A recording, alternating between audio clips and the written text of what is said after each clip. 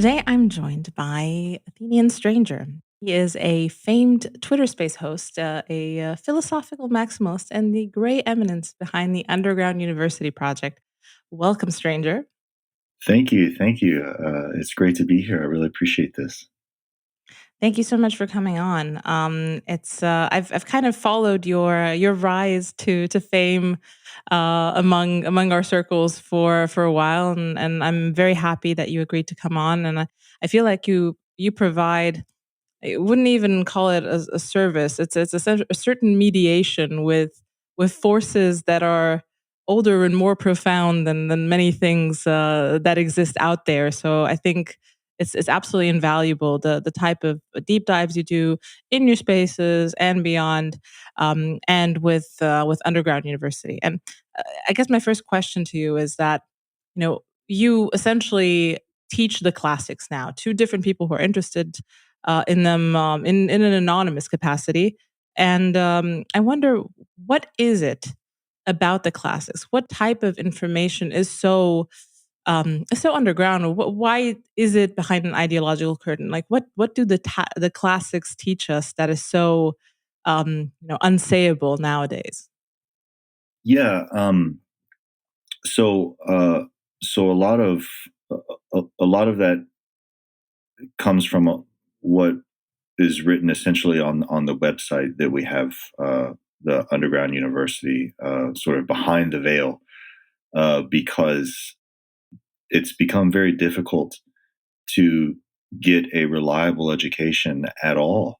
Not just in academia, but even in public education, even and especially in public education right now.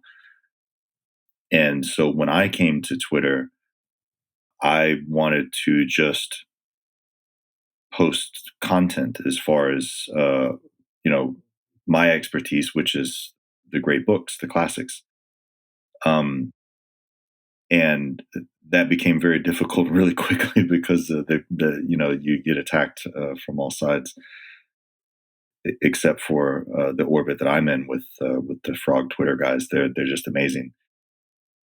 And what I do with the books is just what I think that everyone has within them already. Everyone is wanting to learn, right? I mean, everyone is interested in. I mean, we could call it truth or something like that. But everyone literally has that curiosity inside of them. Like, they'll hear words like Plato or Aristotle, and they'll kind of roll their eyes, but I mean they still want to know, they still have a curiosity about it, and so I bring that to Twitter, from a perspective that people don't have to be worried about anything as far as whether it's been corrupted or what have you. Uh, all of the various ideologies that reign today, these have been a long time in the making, a couple hundred years or so, but they've really heightened lately, because of all the political activism that goes on. And so I think that's what makes probably my success, at least with Twitter, uh, and elsewhere, so good, is because people know that I'm not trying to put a spin on things. I'm just saying, look, this is what it is, and people like that. Um, I think that's sort Yeah. of a longer answer to your shorter No, I question. think I think that's there's obviously a lot of value in it. I find value in it. I can see that, like you said, the kind of the so-called cycle of regimes is accelerating. Do you think that, this technological substrate is a factor in that? Is that what's kind of putting fire on the flames? Yeah, I mean, I would say that certainly, at least on Twitter with Spaces, we're living through a genuine revolution here that's unlike what any of us might have thought was going to happen when they. I remember they got. I don't even remember what they were called now. Uh, what were those things at the top of your Twitter app that you could like post a picture or something like that? Fleets. The fleets. Yeah, yeah, yeah. I remember they got rid of fleets, and I remember, like everybody else, I was kind of mad. I was like, "Well, they take everything away from us."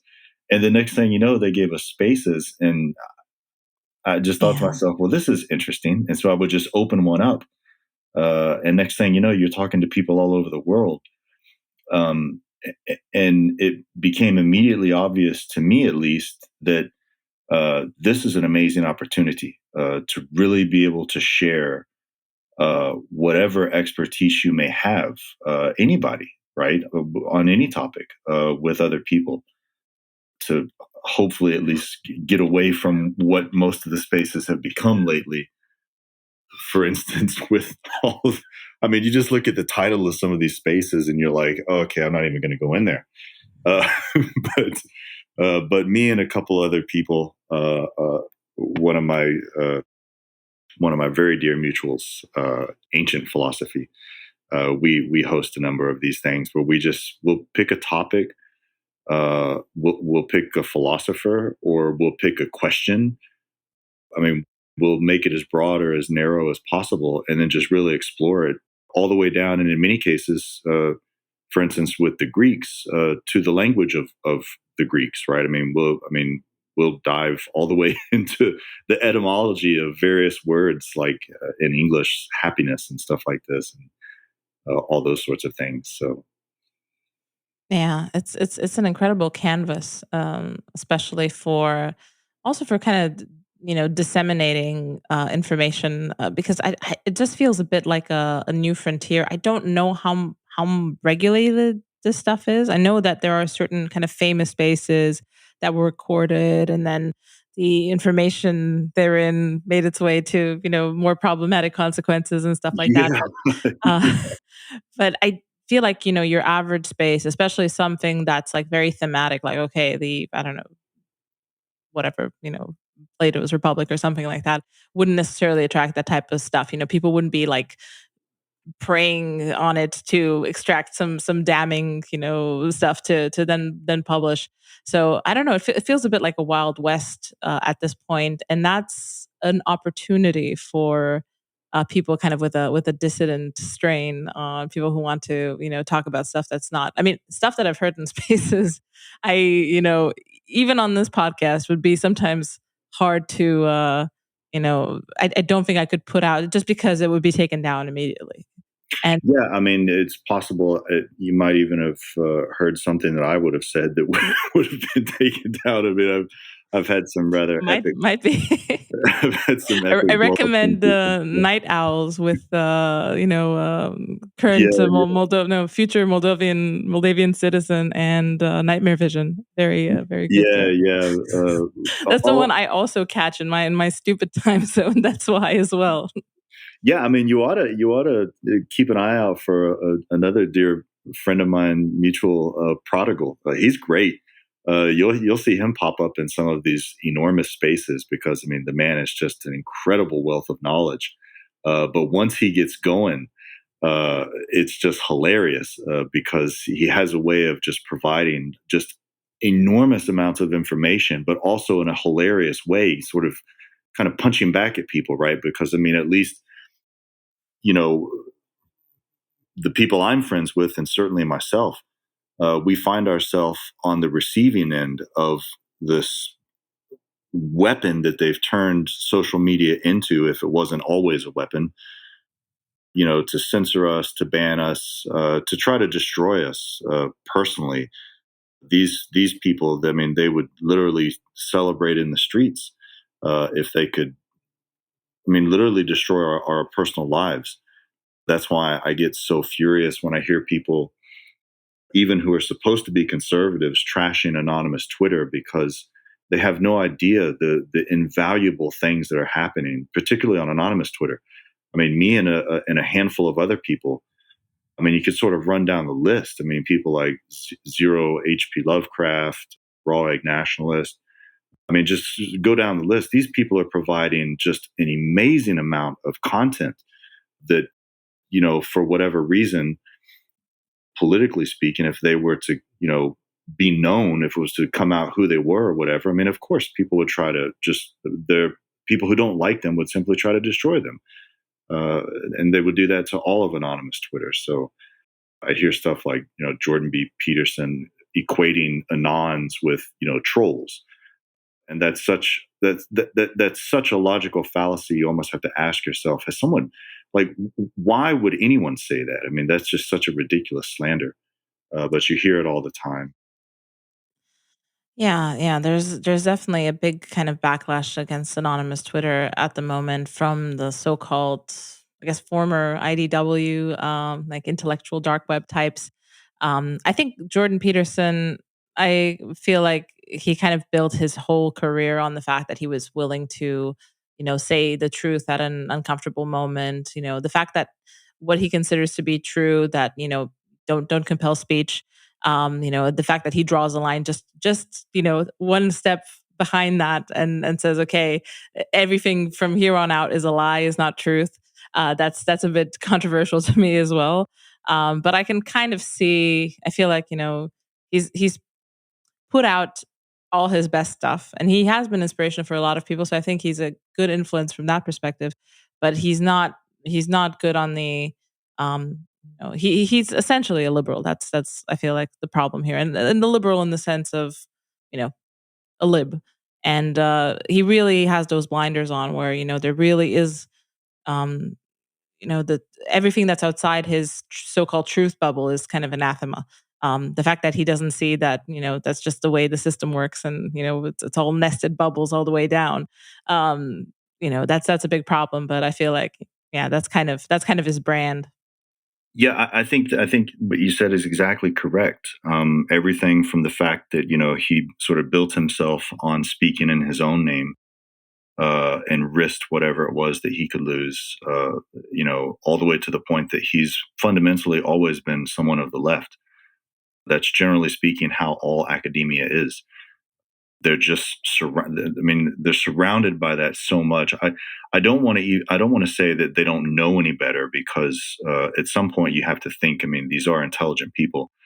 But then again, I mean, if you live in a world that is just so catered to all the way around, they maybe they really don't see what they're talking about. But I mean, we all see it on Twitter. When you scroll down the various timelines of people like someone like a Bill Kristol or a Jonah Goldberg or something, you're like, there's no possible way these people can call themselves conservatives, because they literally are supporting everything that the left would want to be supported, right? I mean, these people are just well, I won't say it on your podcast, but No, just feel free to say it. I mean, this is definitely one of the few podcasts where we unanimously agree that this, we're definitely not a pro David French, pro Jonah Goldberg type place.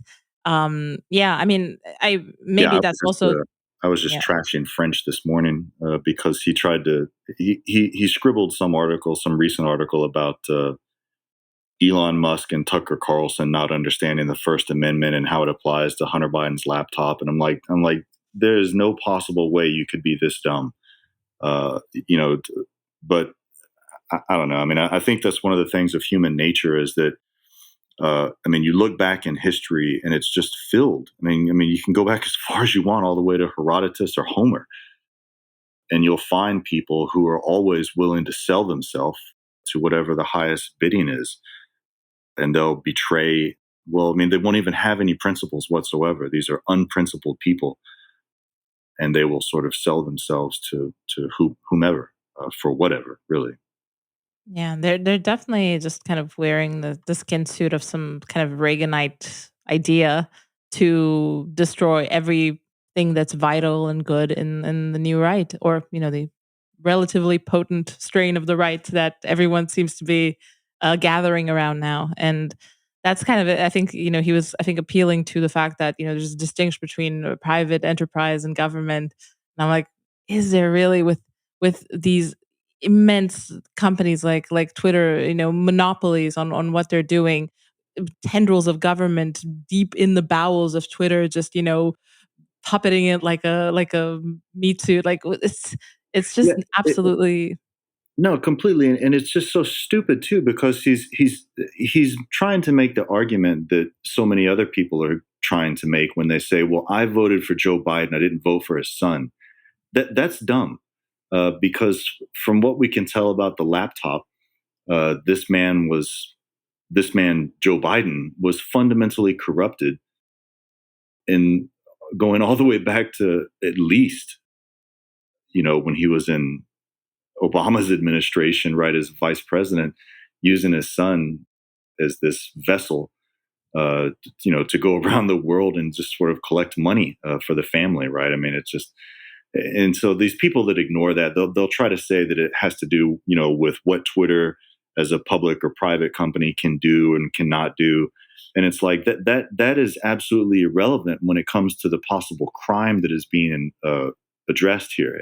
But that's the thing, is they don't want to agree that, yes, you know Hunter Biden's laptop shows, without any doubt whatsoever, that Joe Biden was in on all of this. He is the big guy, right? I mean, he's the big guy, right? Donald Trump was right about that. He's the big guy, and everyone already knew it anyway. But now these people they're just sort of running. They're providing cover for all of these other news medias to not cover it, right?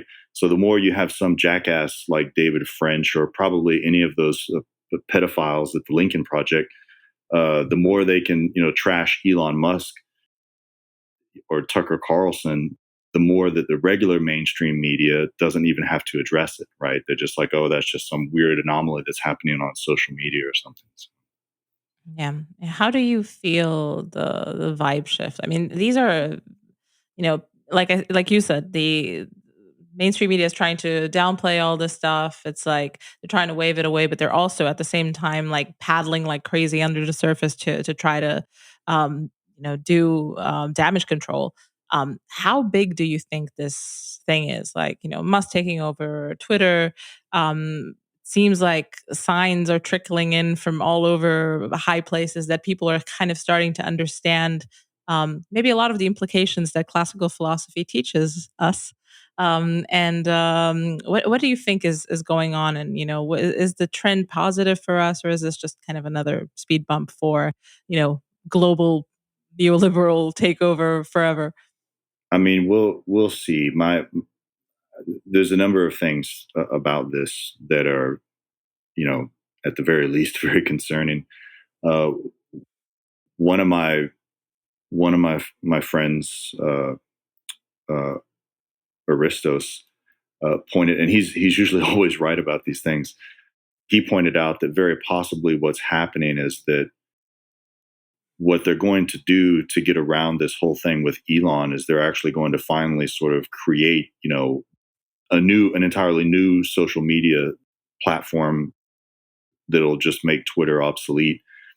Um, in other words, the left will do what they took away from the right being able to do. Remember when they banned Donald Trump and Trump created, these various platforms. The next thing you know, Apple and all these other places were not even, providing possibility to download the app or anything like that. And so it's possible that that's going to happen. That would not surprise me. That's why, you see some of these very fragile celebrities and stuff saying they've left Twitter and stuff. I mean, maybe that's what's happening, is that they already know that there's going to be another larger one built or something like that that'll make Twitter obsolete. But then on the other hand, if that's not the case, which I hope not, then you have to ask yourself, okay, well, how far is Elon really going to be able to allow it to go? Because we're talking about, this isn't just sort of an issue of Joe Biden's corruption. This is an issue of the fact that the left has been able to control the narrative on all of this, uh, and particularly over the whole COVID thing and the Black Lives Matter stuff. All of these things sort of come together, and the left has gone so far over whatever their constitutional authorities are, that too many big names have too much to lose, right? I mean, this is like Hillary Clinton with the Epsteins, right? I mean, these people, Hillary Clinton and her husband are still free, and it seems like everyone associated with them regarding the Epsteins, they end up dead, somehow managing to commit suicide by not only hanging themselves but shooting themselves and probably burning themselves or something like that. I mean, it's just amazing the crap that they say. But we'll see what happens. I personally think, and this is just from the perspective of, I would say something like the great books, uh, something you see particularly in Thucydides, is what happens to a people when they simply become intoxicated with this madness that we're seeing right now. People call it woke or what have you. It's all various forms of simple self hatred at this point. You have regular people who honestly believe, you have sort of the white middle class in America, the wives and the sort of the silent husbands who honestly believe that there should be tolerance for these transsexuals in the bathrooms in their schools and all this kind of stuff, and that maybe they do in fact have white privilege and they should feel bad for it and they should pay reparations. All of this is insanity, and it's a kind of intoxication with a self hatred, really. And we see this, for instance, in Thucydides. I mean, Thucydides actually says this madness swept over the Athenians to do this ridiculously uh, dangerous and haphazard expedition to Sicily, and it cost them everything. And he gets very, very explicit about what he says happens, right? These various sort of demagogues that arise, and then they change meanings of words, all this sort of stuff. It's sort of Orwell before Orwell, and it was all there. And I just think that we've gone so far down this path of this kind of insanity that I don't personally see a way out of it. I see it as being something that's just going to continue to play itself out.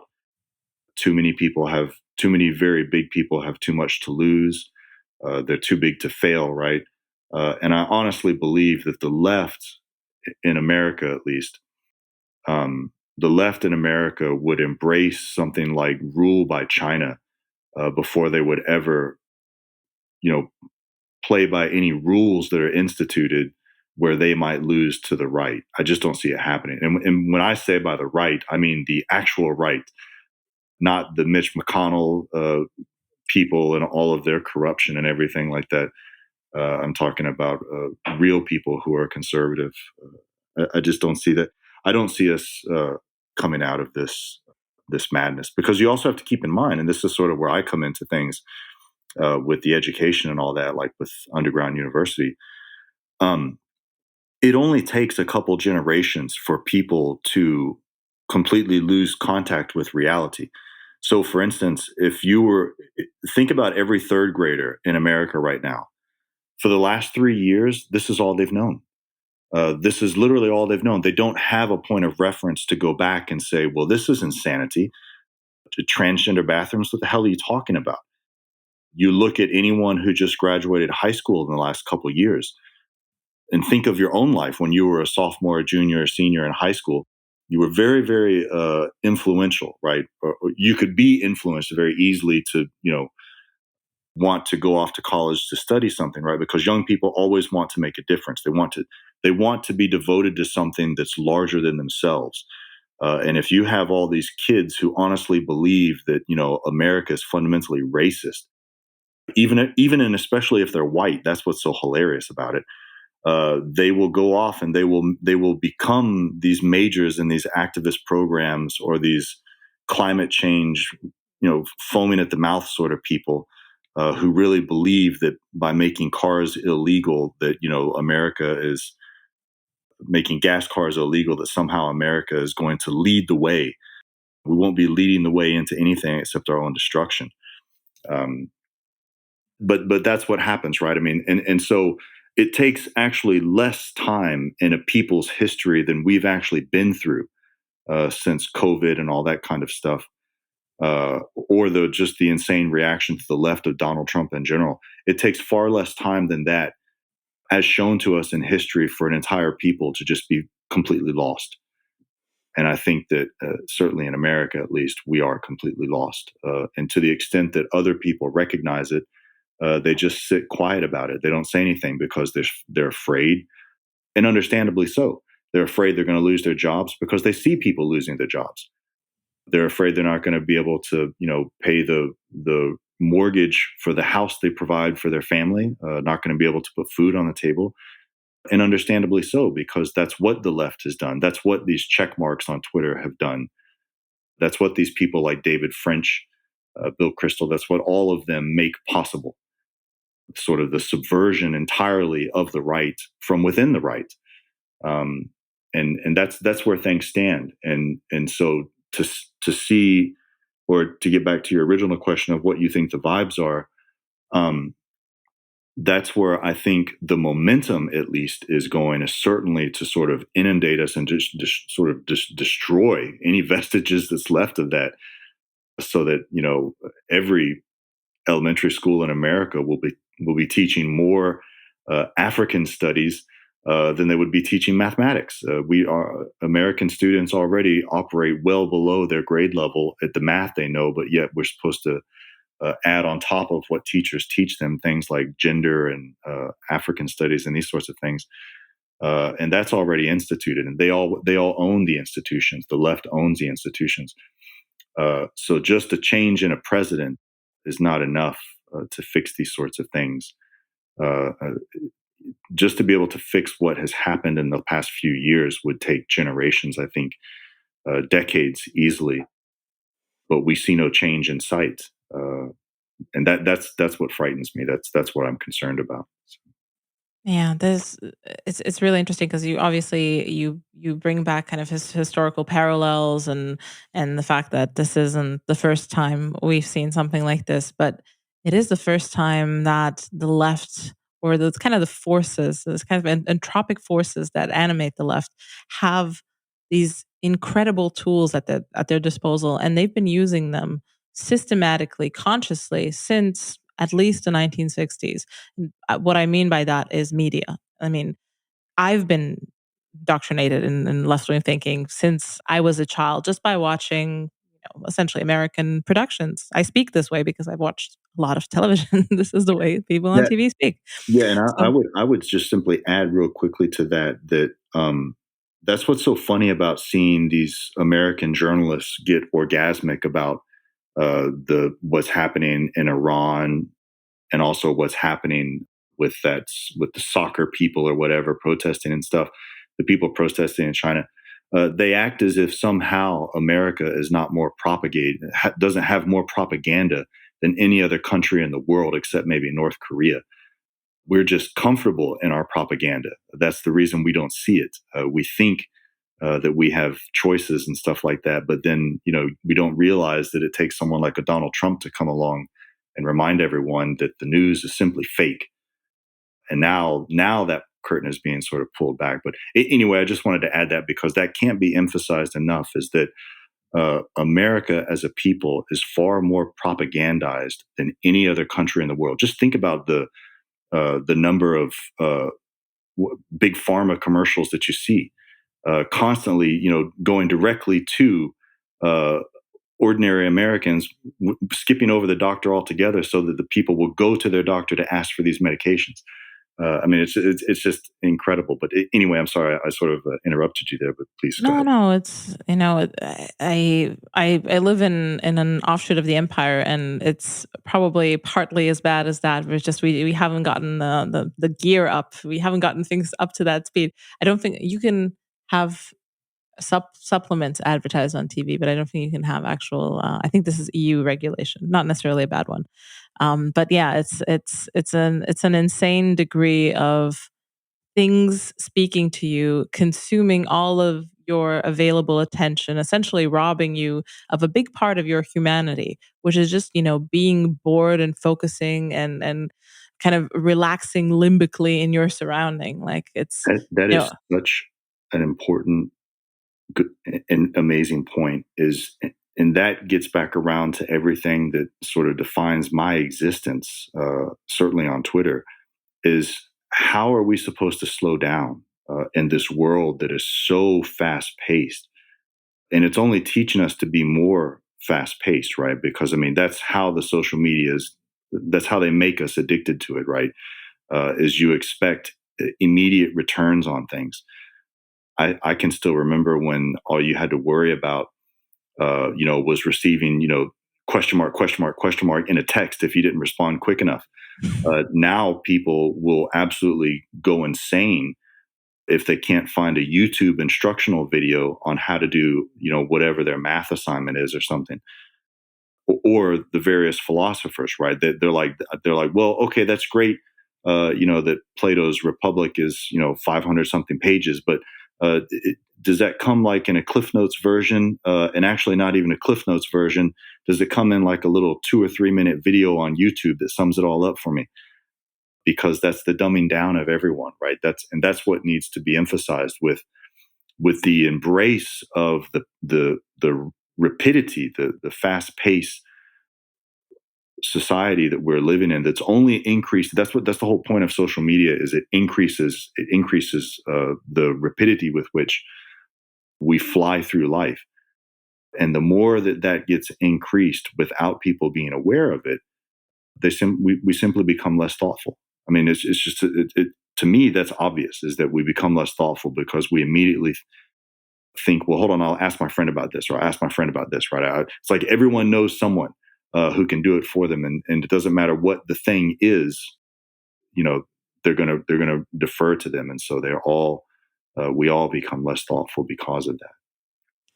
Yeah, I recently read something, a snippet of something actually, a very quick snippet on social media. I think it was from Zero HP. And I think he was reviewing that book by the last psychiatrist, the sadly porn book, I think. And I don't know if this is his idea or if it's something that he's taken out of the book and explaining. But the idea that essentially all of visual media is porn, and especially it is porn at this point, where because you're not allowing yourself, or this media is not allowing you to generate your own fantasies. It's all been planted into you. And in a way you're kind of living out these these weird ideas that someone else, especially marketers, like I've been recently like kind of gently trying to renovate my home, and actually I had some very strict ideas about what it would look like. And now, like in the last few days, I feel like I've woken up from a dream, because my home is kind of like my family home. We have also, it's kind of like a museum, most of the stuff that my parents have collected throughout the years, and weirder stuff, nicer stuff, whatever. My idea was to completely gut it and turn it into like whatever, a restoration hardware type place that looks like that someone from some mommy blogger from Pinterest implanted into my brain through sponsored deals. And I was just about to pull the trigger on buying some weird stuff, changing everything out, and then I realized, what am I doing? I'm just trying to replicate this pornographic dream of a home, a standard American, whatever, I don't know, ranch style home that doesn't even fit into the world that I live in. Doesn't mesh with anything I have. I would literally have to throw everything out and buy new stuff. It completely ignores the fact that I have, wonderful kind of almost artwork type furniture that my parents left me. And I felt completely retarded, because I feel like I'm bulletproof to a lot of psyops, just because I've been in frog Twitter for probably almost a decade now, and adjacent spaces. And this taught me a lot about essentially this strange pornographic nature of everything that comes through the little square. And it's, I don't know, it was almost scary to kind of wake up from that. Yeah, I mean, all of that sounds exactly correct. You know, it used to be you used to be able to say something like "seeing is believing," but now everyone has seen everything with the way in which you. I mean, you can literally see everything with a quick search on the old Google. But the danger there, and I know the sort of the porn reference there is just kind of an analogy, but really it's not even an analogy, because the sort of the dopamine and all that is the same. But we're in uncharted territory now, because when you don't, the thing about the human imagination, and this is something Aristotle says, and I think he's simply correct, and this is also thematic throughout Plato, is that what Aristotle says is you can't even think without images. the images that you create in your mind through the faculty of imagination, right? You can't even think without those. And the problem is that if you're always taking in this infinite amount of images elsewhere, you're never really sort of doing the own recombinant work on your end with just a select number of important images. For instance, think about the fact that if you were to only read something like Plutarch, right? Plutarch writes this book called The Lives of the Great Eminent Greeks and Romans. And the only reason he picks out these particular people is for their greatness, right? Um, Nietzsche picks up on this and says that if I just had 100 men who had only read Plutarch, I could take over the world. And it's because those men have been educated in greatness, right? What beauty could be at the highest level of human flourishing, human excellence. And unfortunately, what we have in this newfound world is very little of that, but an onslaught, literally a veritable flood of mediocre to outright degenerate images that people flood themselves with, right?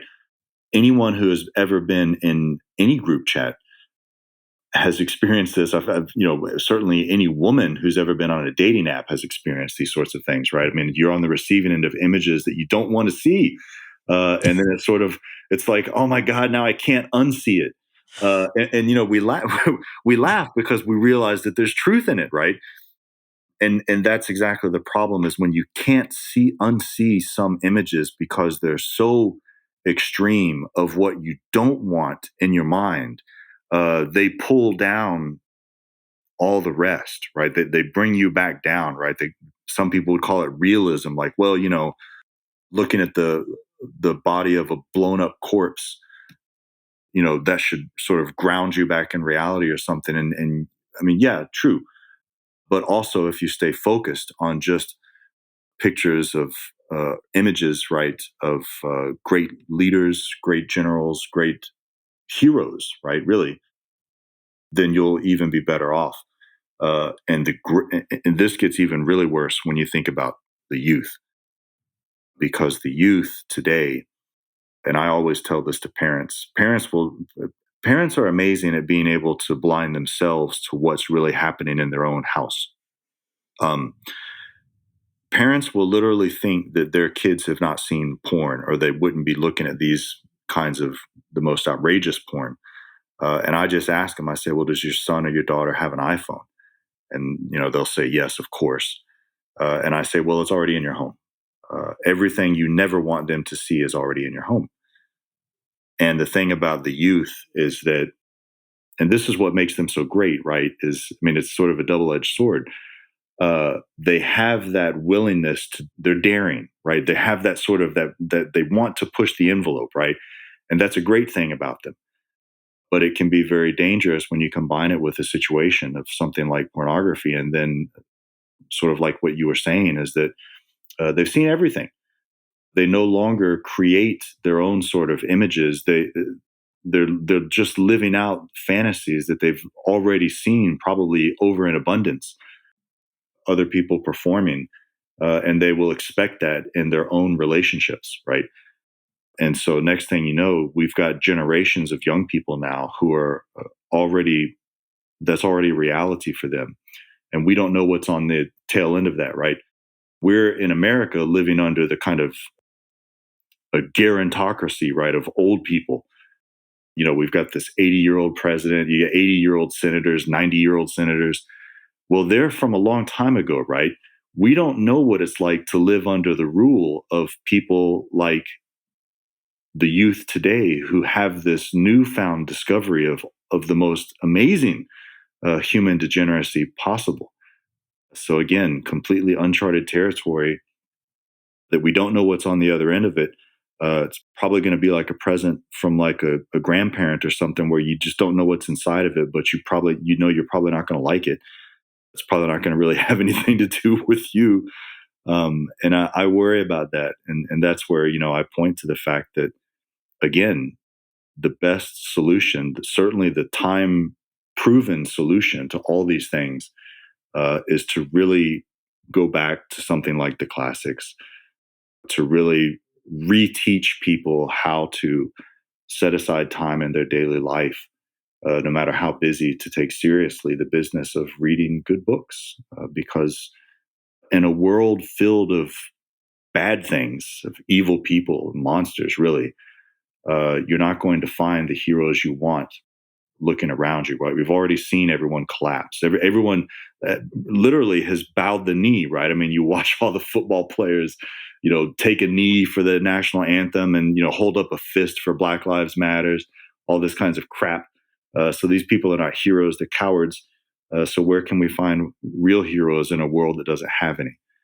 Well, you're going to have to go back to books, sort of plain and simple. Yeah, yeah. I mean, these are all very fears that I have for my son, and whatever maybe future children I'll have. The idea that I think just knowing whatever genetic material I've added to the combination, he'll probably be someone who's a bit uh, at least contrarian. He's probably going to question whatever comes his way that doesn't really fit the pattern or whatever he's noticing around him. But at the same time, my fear is that because he's already kind of living in this world, and he will have so much contact with technology, and he will be living in this essentially space where he's been robbed of the possibility of an imagination. He'll be a completely different kind of human. I feel like there my fear is that he'll be changed in an essence where he and what I've noticed about people who are of that generation or younger, people even maybe my generation, a bit younger, who fallen really into the internet, they tend to fall in on themselves. They tend to just end up searching their inner world for some answers and then just walking in a circle, just not knowing what's wrong with them, because essentially what you get from TV is this essentially, therapy culture. The idea that you have to go on some sort of internal vision quest, and if you find what sparks your bliss, find your calling, whatever, find the best career for you, or just kind of customize your personal experience in such a way you're gonna hit that sweet spot and everything's gonna be perfect. And I've got people of my generation who I see walking in that circle. There's no way out of it. And I personally know that the way out of it is out of it. You need to get out of it. You need to do things in the reality. You need to engage with, I don't know, call them embodied practices. I don't know, canning some vegetables or just, going outside, digging around your garden, playing with your children if you have them. So stuff like this. But if I tell this to my friends, they're like, nah, that's not it. That'd be too easy. So I'm going on a retreat. I'm gonna have this. I have to be alone for 2 weeks. I'm gonna figure this out. No, you're not. You have to get out of it. Yeah, no, I mean that's another just excellent point, and that's why a number of us, at least among my friends, we emphasize things like exercise, athletics. Um, I'm a big fan of. Well, I mean, I could sort of run down the list of all the things that I love to, but I mean, and that's the point, though, is that what happens when you're in this world of being plugged in all the time. You're literally just staring at screens all day for your entertainment. Uh, I receive that notification at what 9 a.m. every Sunday that tells me how much time I've spent on my phone, and I can only imagine what these young kids, how much time they spend on theirs, or playing video games, which for the life of me I'll never understand. Um, but that's the thing, right? And so we have this kind of, uh, by all standards, you look at the youth today versus the youth of a few decades ago, and the youth of today is simply effeminate. They're not they're not these kind of athletes who would love going to the gym and working out. I mean, even the physique competitors. When you look at a lot of these physique competitors in the fitness world, they're mostly like metrosexual. These are not the kind of people who would have been in, for instance, like a Sylvester Stallone movie or something of the 80s, right? Even if their physiques are better, it's like, I don't know, man, it's kind of suspicious. Looks like you have eyeshadow on, man. Like, it's like, great physique, but dude, you're a man. You got eyeshadow on. But that's, and all of these things are problematic, right? But I think that's another thing that's just important, is to always, just the same way you got to look. The mind and the body are they're not separate. These things are unified. The healthy mind is not the one that, even in my case, would sit around and read books all day, right? I mean, you have to make time to do some kind of exercise, to find that harmony that's going to make you more of a complete person, in a sense, a complete human being, a complete man. These kinds of things.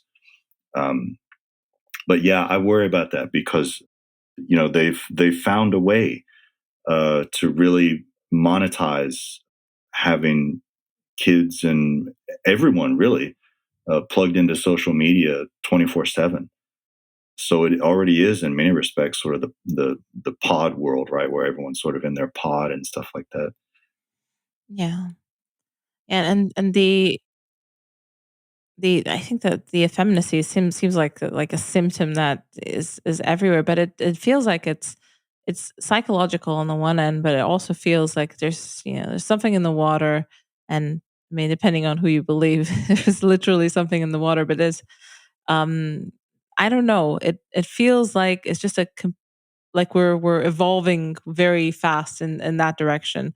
And yeah, I don't know. I feel like Thomas 777, as usual, said it best, that these Zoomers are just not horny enough. They'd rather they'd rather screw the Snorlax Pokemon or something like that. Yeah, So yeah, that's so funny. Yeah, that's funny. Like one of my friends, Med, on Twitter, he's always saying, increase the fuck rate, increase the fuck I rate. mean, he's got a point. Yeah, yeah, yeah. Yeah. I don't know. I mean, at least even whatever in the early 2000s, when I was in high school, it did seem like teenagers were more predatory. But now I wouldn't even imagine these teenagers doing anything. They just seem like, I don't know, despondent whenever you go, because I live very close to the high school that I went to, and maybe it's just my memory. Everyone seemed cooler and more hardcore when I was a teenager, especially because metal was really on very popular back then. So people were dressing very hardcore. But yeah, it's just doesn't feel like the same caliber of person. Yeah, I don't know. It's a bit scary. I don't even want to imagine just modeling put another whatever 16 years on top and seeing, what my son will be like as a high school senior, because at the same time, I obviously am going to do my darnness to keep him maybe not away, but at least very much aware of what's going on, and try to, create a wonderful environment where he has access to all these wonderful things that we talk about. But at the same time, he's his own man, and he will be living, maybe here in Romania, maybe in New Zealand, and we're not sure because my husband's from New Zealand, but he'll be in the world. And that's always a big question for a parent, especially, at the turning of regimes. It's going to be interesting. Yeah, I mean, this whole thing with the regimes and everything like that. I mean, that's why I've been doing this kind of a series on regime change in general, um, because I mean, again, this is, uh, and I think these two things are related. The technological revolutions that we're living through, um, going hand in hand at the same time with these just amazing political transformations that are happening before our eyes, that of course everyone is saying they're not really happening, right? Which is so funny. You can call America a representative democracy all you want, but that's not what we have. The the the teaching of classical political philosophy, my area of expertise, they're always emphatic that once you lose the institutions of education, that's what your regime is. You've lost your regime. When you lose education, it doesn't matter what else is going on anywhere else in the regime on anything. You now have a new regime. And if you want to know what the regime is that you're living in, just look to the institutions of education, because there's a reason people say kids are our future, because they literally are. And so, if you want to know the status of your nation, of your people, just look what's going on, in particular at the secondary schools. But I mean, all of them, really, the universities and everything. Everyone likes to point at the universities lately because they stand out the most, because they can get away with saying the most, as if they're not somehow funded by the government or something like that. But secondary education is really where all that indoctrination is taking place. And if you were to look at any, elementary school and say, what kind of regime are we living under? It would be a kind of leftist tyranny, run by a bunch of women with blue hair, uh, Yeah. telling all the kids that, you can have as many genitalia or lack thereof as you want. You don't like your penis. Well, okay, we can lop it off for you, give you a vagina. I fully expect at any point, at any day now, there's going to be a kid, because again, this is the blessing and the curse of children, is that they're daring. There will be some young kid who's going to drop trowel in front of his class and say, "Look, I got two. I don't have just one penis. I've got two. And look, there's one in front. There's one in back. I can do all kinds of stuff that you can't do." And that's, it's going to be the latest fashion going from there. So Yeah, that's I mean anything's possible at the moment. And I mean the fact that you say leftist tyranny, it feels to me in many ways that it kind of has to be a tyranny because it really doesn't really self-propagate leftism and just in terms of the actual ideas in it. It really has to be forced through because it laughs in the face of lived reality. And the more we go away from lived reality, the more we can distance ourselves from the actual, facts of life, facts of nature, the easier it is to actually, subtly force this stuff onto people. And you said, who owns the institutions of education? I mean, there's nothing more educational than media, than Hollywood. And that's where I got my education. I didn't learn to speak English at school. I mean, I already spoke English by the time I went to school. I just watched a lot of Cartoon Network, and that's how you get it. And I was educated at this very very interesting institution coming all the way from the center of the empire, and this is an iron grip that I don't see America losing anytime soon. And that's why I agree with you in the sense I feel like the empire is much stronger in many ways than people give it credit for, because this is everyone watches Netflix. This is the software that people around me are running. And I'm sure that, probably Bulgaria is the same and whatever, Serbia is the same. And, these strange faraway places that probably most people in America not necessarily haven't heard of, but don't know anything about, don't know one little factoid about. It's just, yeah, we are running the same ideas. yeah, I mean, this is the thing about tyranny that most people don't understand, is that it comes in many forms. Most people, when they think of tyranny, they're going to think of immediately something like North Korea or China or something. They have no idea that soft tyranny is actually far more powerful and effective. If you can, it's one thing to force somebody to do something, it's something else entirely if you can persuade them to do it without them even realizing that they're agreeing to it. So, for instance, in America, you know, if Hollywood can pump out this movie or this TV series with great success called Modern Family, where you've got gays, you got all kinds of stuff, right? But one thing is common among all of them is that the men are weak, they're laughable, this kind of stuff, right? If you can, and then that becomes an amazing success, and so people just think that that's common. They're like, oh well, yeah, of course, sure, I don't mind this.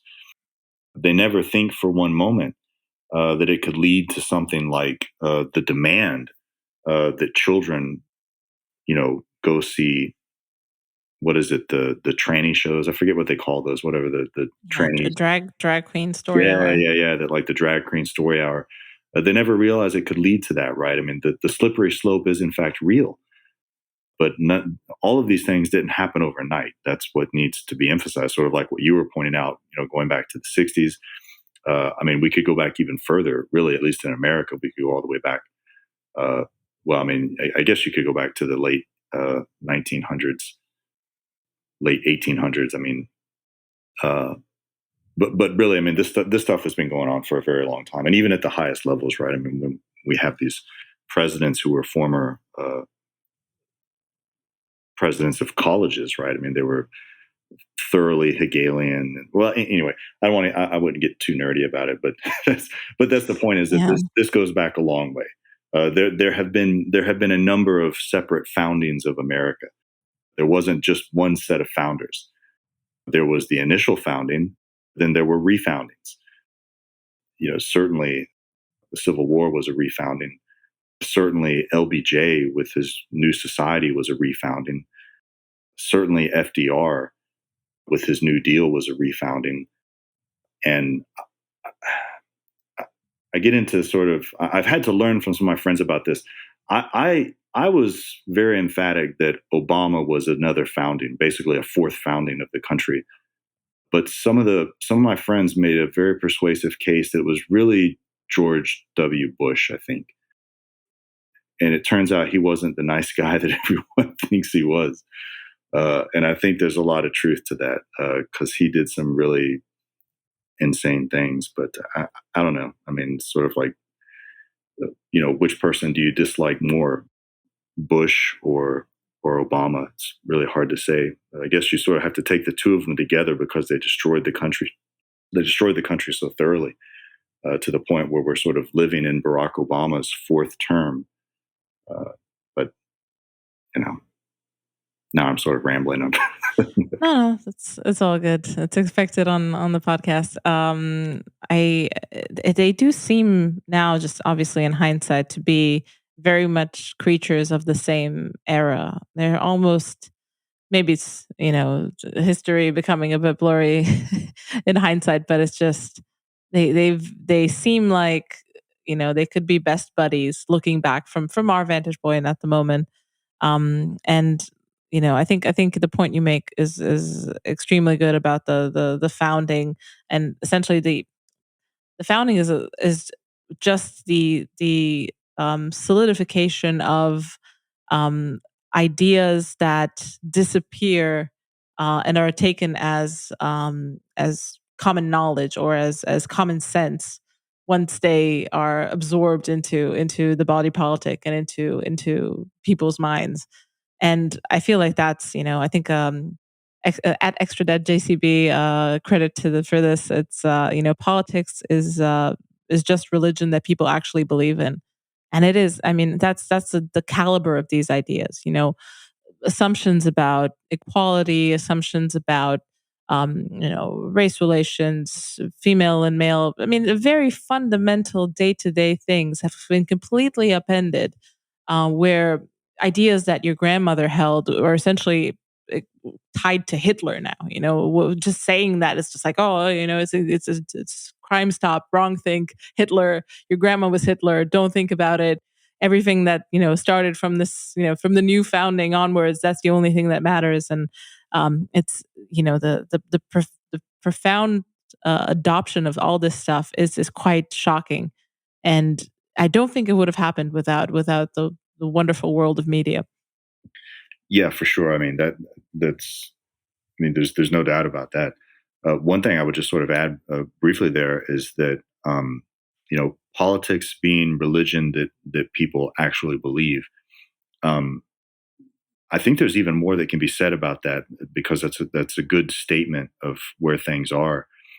We presently live in an age of nihilism. I mean, we just simply do. Most people, uh, to the extent that they'll even say that they believe in, religion or God, you ask them things like, well, do you go to church? And they'll almost always say no.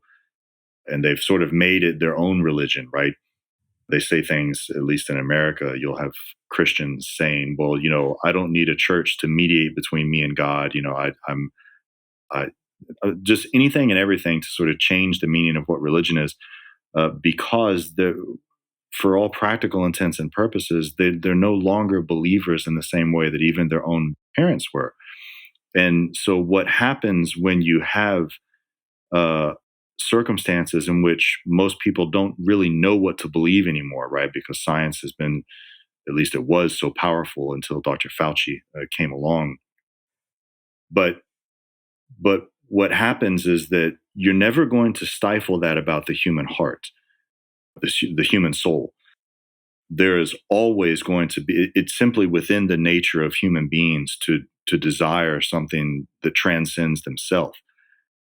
And when you throw God out of the equation, uh, the most obvious immediate candidate to replace that, because see, I mean, you're going to have that hole there, and you're going to try to fill it with something, no matter what.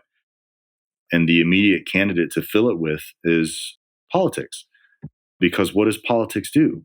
Well, it gives you the opportunity to affect change in the world, to make the world better for, at least according to you, to make the world better for other people, right? So that becomes literally your religion, right? I mean, the same way that people used to have the kind of faith in their God to be able to know that they were living a good life. Now they turn to politics because they think that that is what living the good life is. And that really sort of speaks to all of this, the insanity of the virtue signaling, right? People, I mean, there's, honest to God, there's literally no reason to have a mask in your profile on Twitter, because you're not going to catch any disease. Literally, you're not going to catch any disease through the interface of your laptop, right? I mean, that's not going to happen. It's there because you want to make a statement, to signal something, right? To signal, hey, I'm a good person. Look what I'm doing. You know, that used to be the realm of faith, right? The realm of religion. You knew that what you were doing was good because it was between you and God. And now what we have is people making political statements because those political statements are, for all practical intents and purposes, their religion. It's certainly a diluted and diluted understanding of anything that we would like to think of as sacred or holy. But that's where we're at, right? It's sort of one of these things where it's, those hilarious one-liners where it's like, I never thought I'd be saying this, but and here we are, right? And so sort of here we are, right?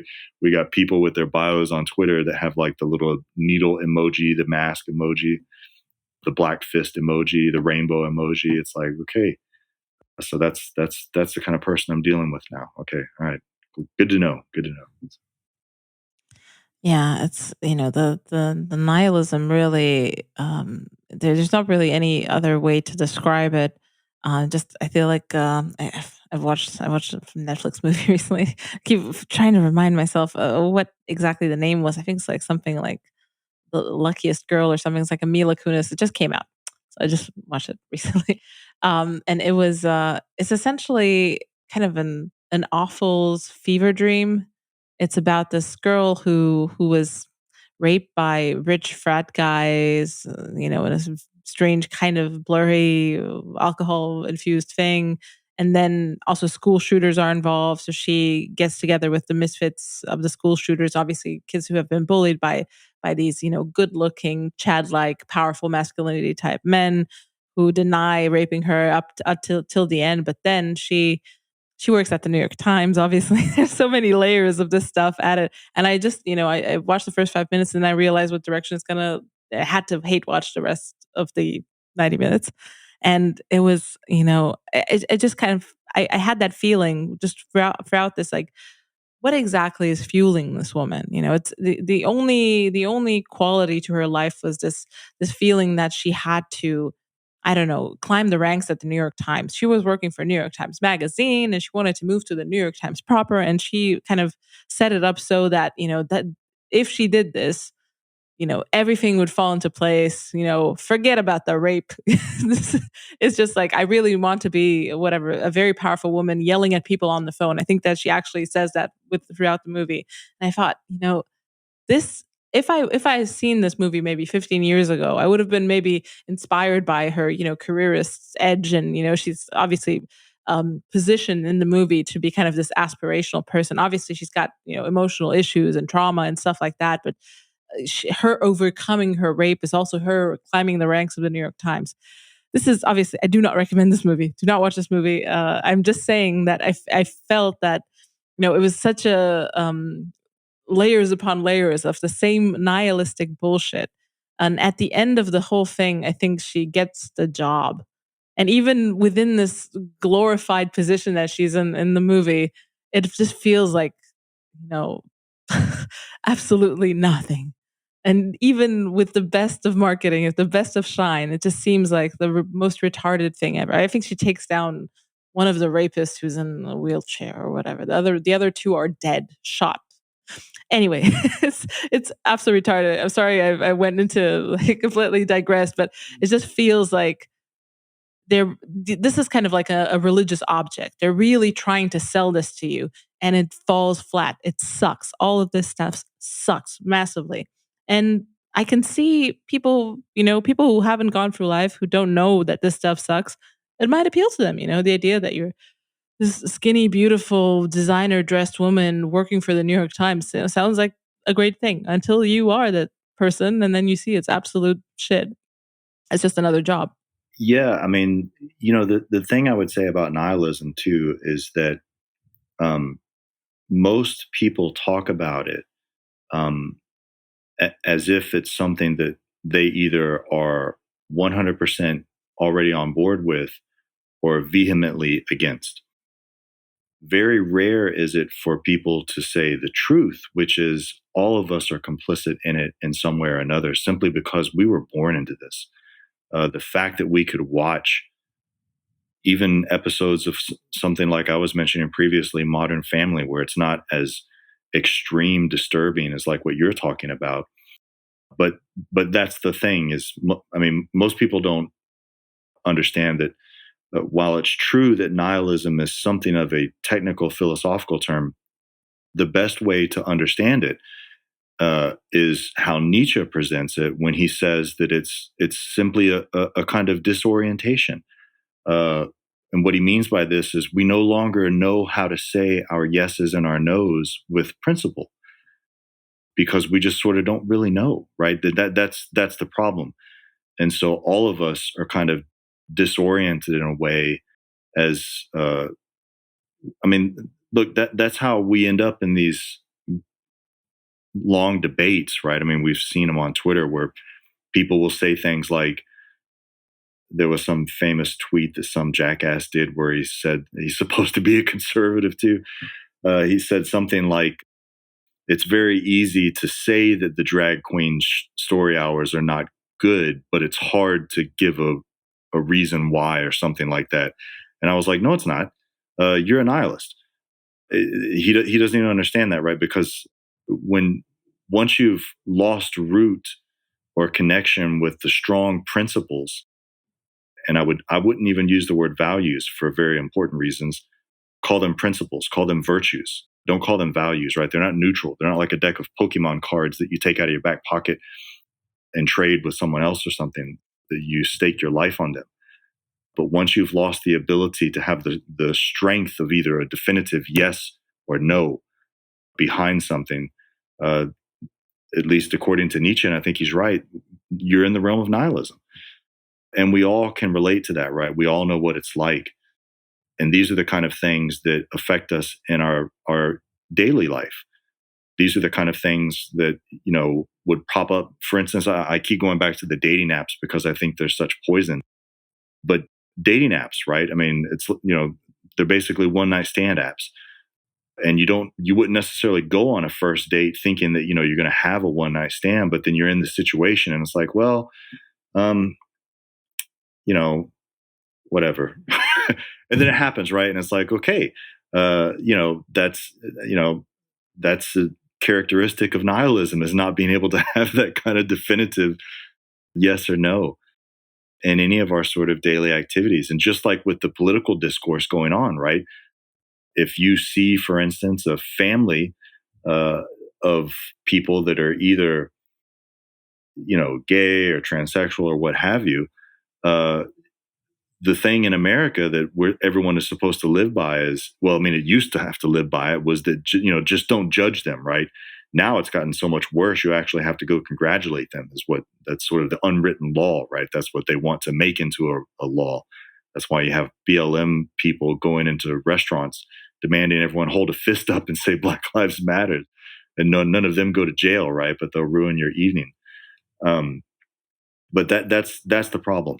Is and that's what I wish people would understand more. That goes back to a lot of my efforts, at least on, for instance, with Twitter and elsewhere with philosophy, is when people have a more uh, robust understanding of these things, um, you're able to at least name the problem. Because once you can put a face on the problem, right? Once you can name the problem, then there's a much better chance you're going to solve it.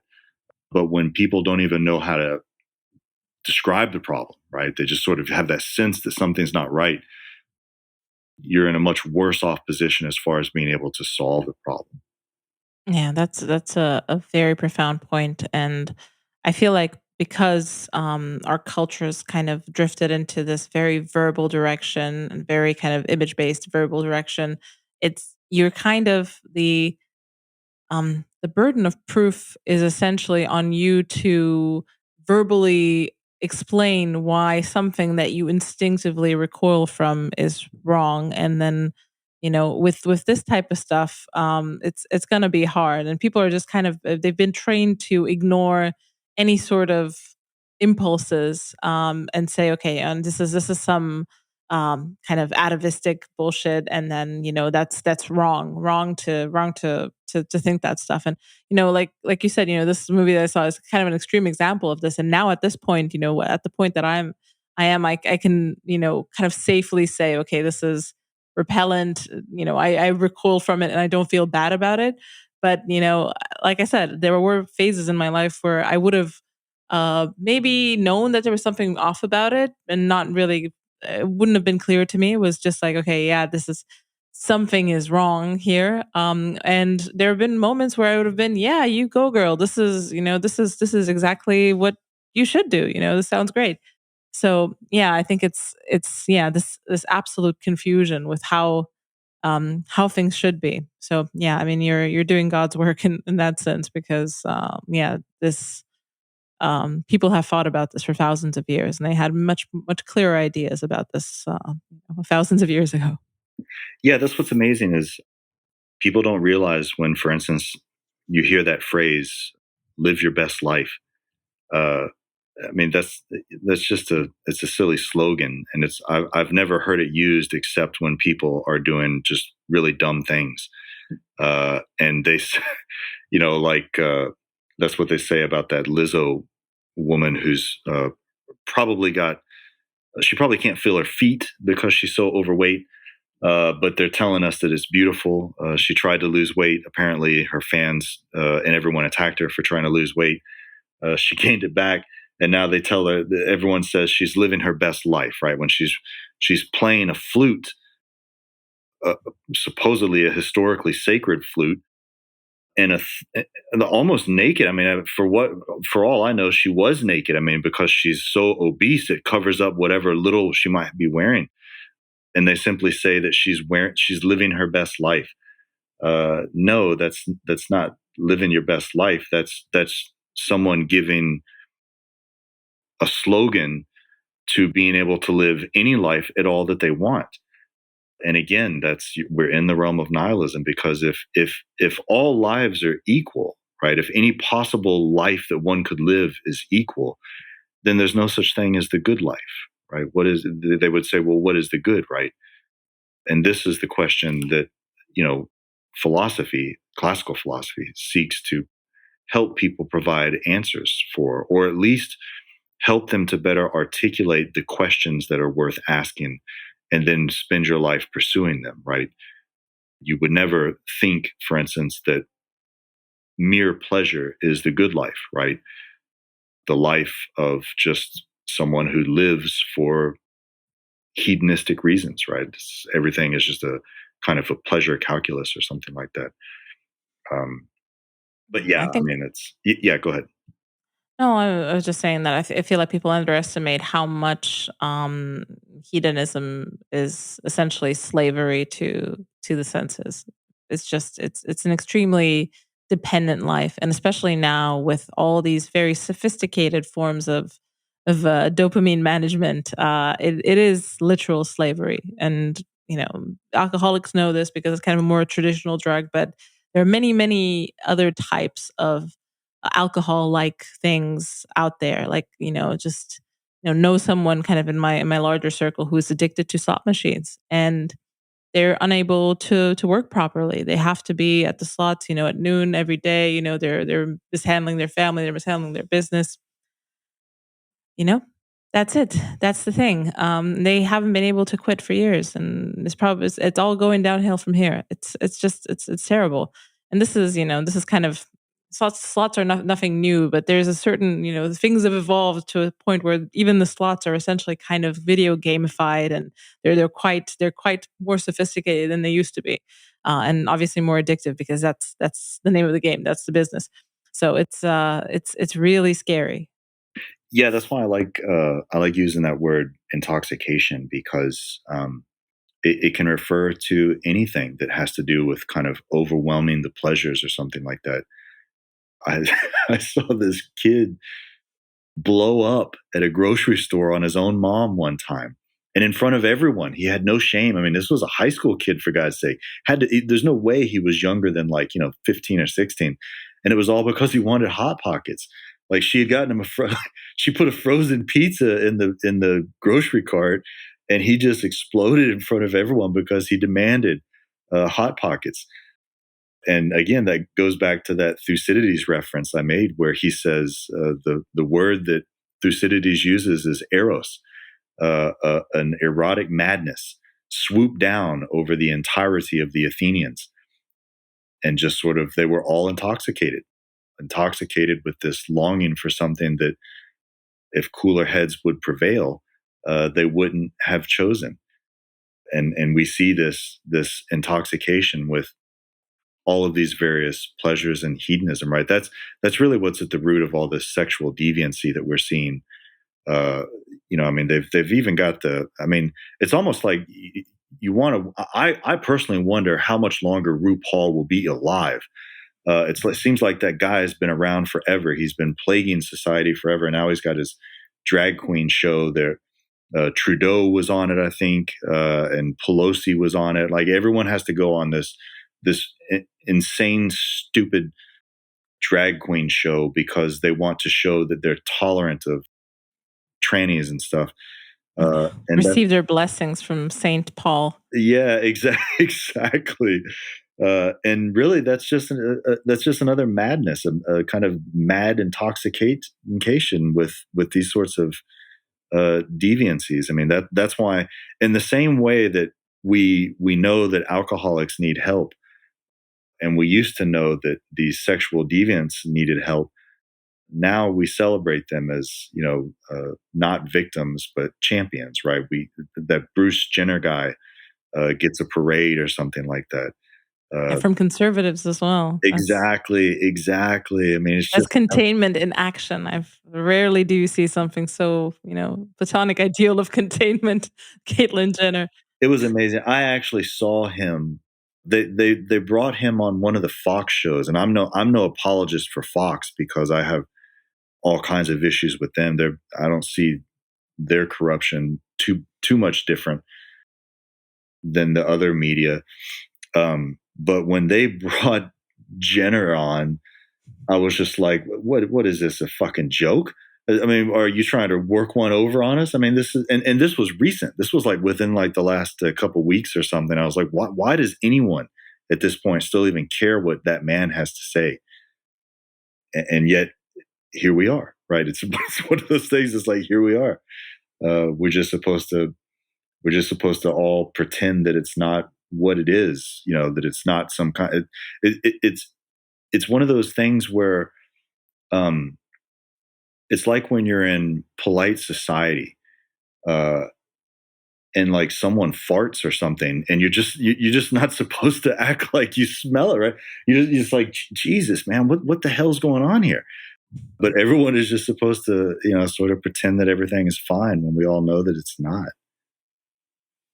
Yeah, that's that's just it tells you that even Fox, even even they operate deep within the kind of the enemy's frame. I mean, this it's very hard to wiggle your way out of it.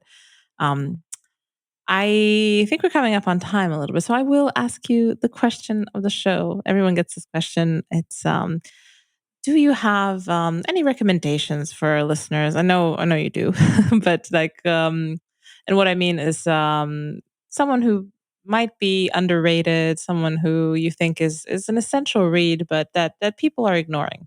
And I guess this essentially sums up your entire career as a promoter of ancient philosophy. But if you can come up with someone that maybe maybe listeners haven't heard about. Yeah, sure. Probably the ones that I would name that people would not necessarily think of immediately would be um, Cicero, Plutarch, and Nietzsche. I'm a big fan of Nietzsche because he really does an amazing job of diagnosing what we were all going to have to live through. He was sort of the one who called it, and he's all of these three, Cicero, Plutarch, and Nietzsche. They're very, very easy to read in the sense that they don't introduce any new terminology or anything. There's no neologisms, but they absolutely are doing philosophy, and they're doing philosophy in everyday language. They're accomplishing so much with a kind of common sense speak, and they provide so much depth. Cicero can be a little bit more difficult because some of his works are fragmentary. So I would, if I had to just choose like two, then it would be Plutarch and Nietzsche. And then if I had to choose just one, I would probably say Nietzsche. But you're not going to go wrong with reading those three. I mean, they're accessible. They provide. You don't have to sit down and read enormous chunks at a time. So even people who are busy can keep a copy on their nightstand and just maybe read a few pages and come to a good stopping point in the evening. But it's very, very rewarding, and you'll find examples of human excellence that you definitely will not find in the world around us or in our daily lives today. And that alone is worth it because you find that as you read them more, you yourself become a deeper person.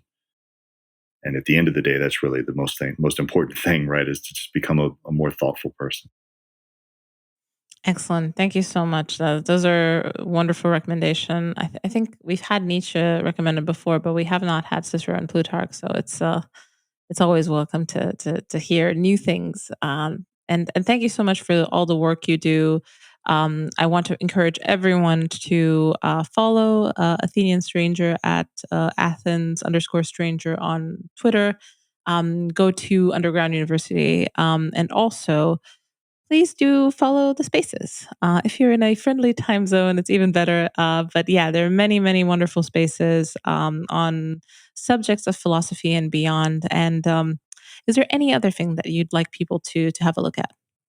I mean, I provide just an enormous amount of some of the best scholarship on really everything that has to do with philosophy on my Telegram channel. I will be probably creating another website that's going to have an awful lot more material here in the next month or so. But the Telegram channel, all the stuff there is free, and it's completely anonymous, completely free. It's all the content that I dig up that I think is the best and worth taking a look at. Entire books, essays, all kinds of stuff. And that's just sort of my name, right? Athens Stranger or Athenian Stranger or something like that. I forget what I've titled it, but it's easy enough to find. But yeah, definitely have a look at Underground University because a lot of the material there is free, and we just provide uh, examples of courses that you might want to take to sort of teach yourself, right? And we provide I've provided the text to read, right, for intermediate, beginner, intermediate, advanced, and I provide the text as well as the best English translations to get a hold of. And it's sort of a one stop shop for people who really just want to get solid education without the indoctrination. And that's certainly what I'm doing in all the spaces and on my Twitter accounts. So, but all that being said, I can't thank you enough for having me on. I mean, this was a very great honor, and I really really appreciate the opportunity. So thank you so very much. Well, thank you so much. Yeah, I'm lovely to hear that. Yeah, I've been following you for a while, as I said, and I'm really glad we had the opportunity to do this, and hopefully you'll come on again. I would be more than happy to come on anytime. Look, anyone who has Lafayette Lee or raw egg nationalists on their show is a friend of mine. So it's as simple as that. Yeah, yeah, absolutely wonderful two people, and yeah, we've got just trying to get the who's who of the best people in the world, which are Twitter anonymous friends.